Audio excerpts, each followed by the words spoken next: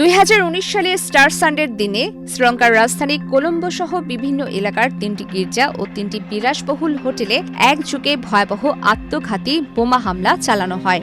Islamic state বা is অনুপ্রাণিত জঙ্গিদের পরিচালিত এই বর্বর হামলায় অন্তত 260 জন প্রাণ হারান এবং 500 জনের বেশি মানুষ আহত হন। নিহতদের মধ্যে 42 জন বিদেশি নাগরিকও ছিলেন। ভয়াবহ এই ট্র্যাজেডির 7 বছর পর হামলা ঠেকাতে চরম ব্যর্থতা ও দায়িত্বে অবহেলার দায়ে শ্রীলঙ্কার সাবেক পুলিশ প্রধান পুজিত জয়াসুন্দরা এবং প্রতিরক্ষা মন্ত্রণালয়ের সাবেক সচিব হেমাসিরি ফার্নান্দোকে মৃত্যুদণ্ড দিয়েছে দেশটির আদালত। এক্সট্রিম মশার কয়েল প্ল্যান্ট ফাইবার দিয়ে তৈরি, তাই সহজে ভাঙে না, সুগন্ধিযুক্ত ও নিরবিচ্ছিন্নভাবে জ্বলে। ডেঙ্গু, চিকুনগুনিয়া বাহি সহ যে কোনো মশার বিরুদ্ধে দেয় এক্সট্রিম সুরক্ষা।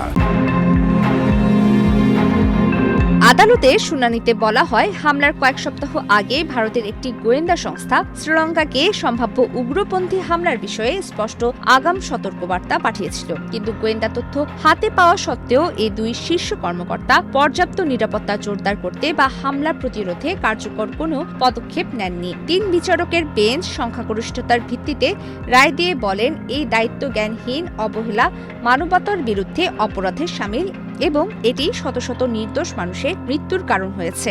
আদালতের এই সিদ্ধান্তকে বর্তমান প্রেসিডেন্ট অনুরা কুমারা দিসানায়েকের বিচারিক প্রতিশ্রুতির বাস্তবায়ন হিসেবে দেখা হচ্ছে। তবে এই দুই সাবেক কর্মকর্তার মৃত্যুদণ্ড শেষ পর্যন্ত কার্যকর হবে কিনা তা নিয়ে অনিশ্চয়তা রয়েছে। শ্রীলঙ্কায় 1976 সালের পর থেকে মৃত্যুদণ্ড কার্যকর করার উপর একটি অআনুষ্ঠানিক স্থগিতাদেশ বহাল রয়েছে।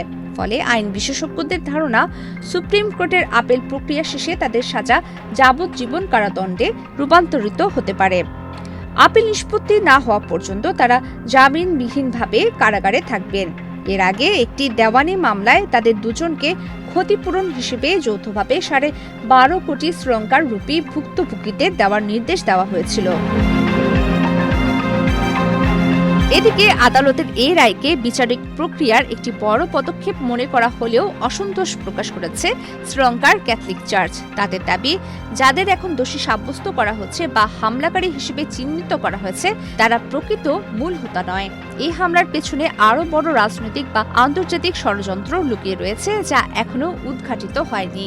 মামলায় মূল পরিকল্পনাকারীদের খুঁজে বের করে বিচারের আওতায় আনার দাবি অব্যাহত রয়েছে।